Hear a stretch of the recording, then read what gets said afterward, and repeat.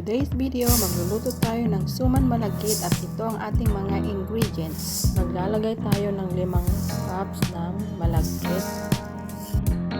Tapos hugasan natin yung malagkit na bigas hanggang yung kanyang tubig ay malinaw.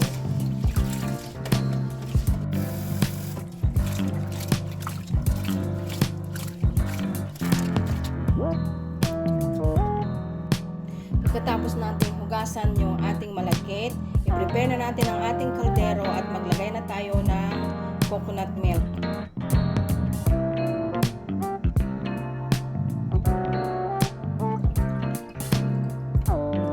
Dito gagamit ako ng 4 na latang coconut milk.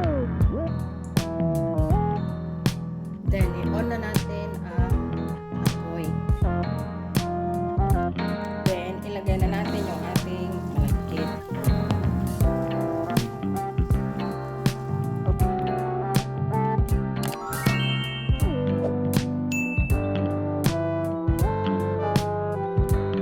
Maglagay na din tayo ng 1 tasang asukal at 1 kutsaritang asin, pambalanse sa tamis.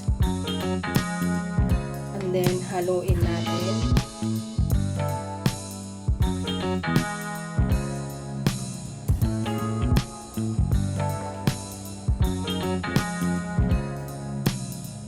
Kaya tayo naglalagay ng asin para ma-balance yung kanyang lasa at para matikman natin yung lasa ng malagkit at saka yung coconut. Huwag na nating tipirin ang paglalagay ng coconut milk.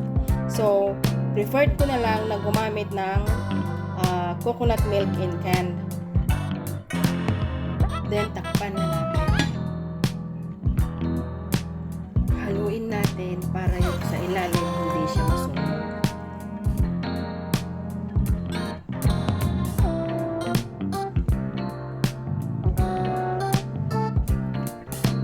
Pagkatapos nating mahalo, takpan ulit natin at steam natin siya ng 10 minutes in low-medium heat.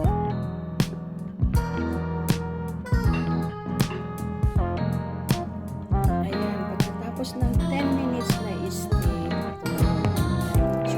so ito, pwede na natin siyang balutin. Sundan lang po yung video hanggang sa umpisa kung paano ko siya ginawa or niluto. So, para alam na ninyo yung pagluluto ng suman at kung paano lutuin yung malagkit. So, ito, babalutin na natin siya sa dahon ng saging. So, ito yung dahon ng saging na gagamitin kong pambalot doon sa malagkit. Malinis na po ito. So, mayroon ako ditong dahon ng saging, malinis na po ito, ibinilad sa araw or ipainit natin sa kalan para hindi siya mapungit, hindi siya malutong. Ganun pala yun.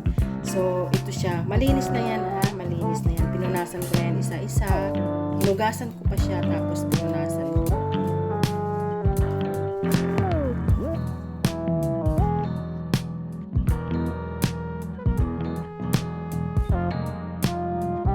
At umpisahan na nating balutin ang ating suman.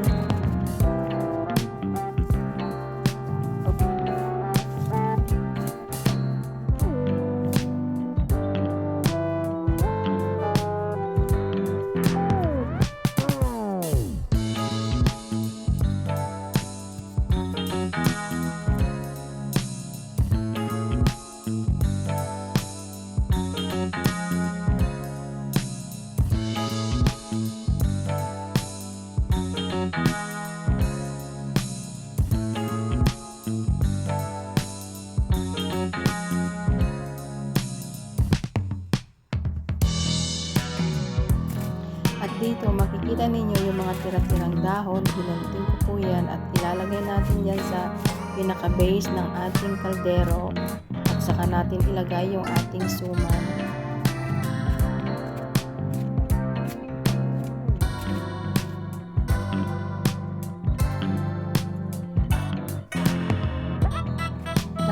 maayos maayos ang paglagay ng ating binalot na suman. Tapos takpan natin siya ng dahon ng saging. Then mag-add din tayo ng tubig at ready na natin siyang pakuluan ng 45 minutes.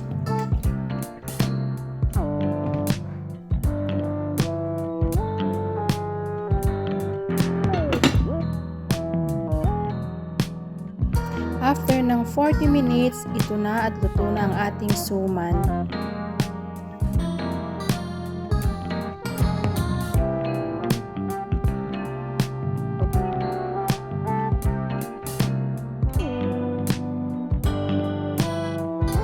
Hanguin na natin siya sa tubig at ating palamigin.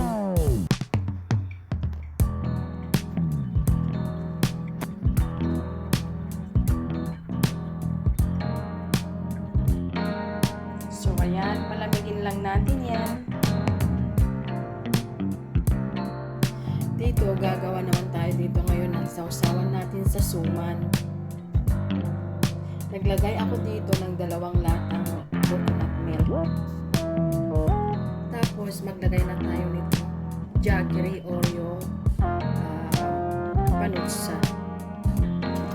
Yan. Hayaan lang natin yan hanggang sa malusaw. Tapos pag kulang yung tamis niya, dagdagan na lang natin siya ng brown sugar or white sugar. Maglagay tayo ulit ng konting asin, pambalansi na lasa.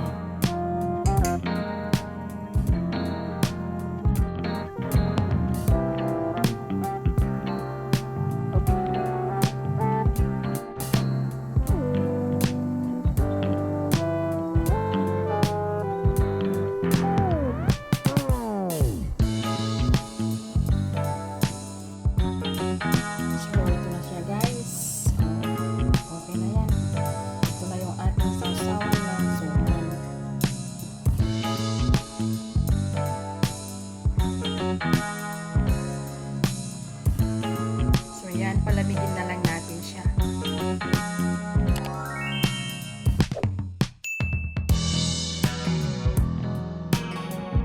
At ito na ang ating ginawang suman.